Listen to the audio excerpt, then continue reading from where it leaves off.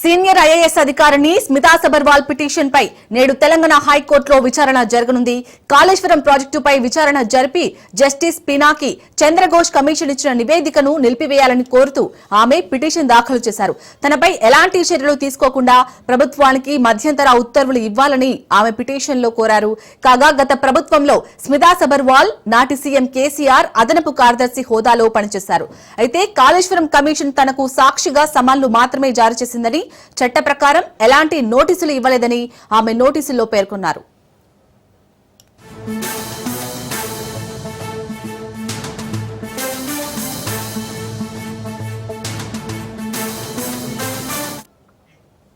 కాళేశ్వరం నిర్మాణంలో ప్రభుత్వం తీసుకున్న నిర్ణయానికి తాను బాధ్యురాలిని కాదని పేర్కొన్నారు.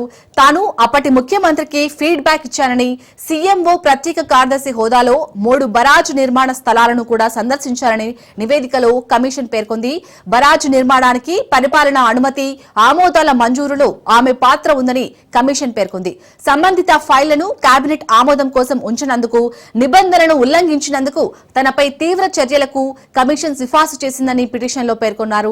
కమిషన్ తనపై పక్షపాతంతో పరువు నష్టం కలిగించేలా తీవ్రమైన వ్యాఖ్యలు చేసిందని, ఈ నివేదికను రద్దు చేయాలని ఐఏఎస్ స్మితా సబర్వాల్ పిటిషన్లో పేర్కొన్నారు.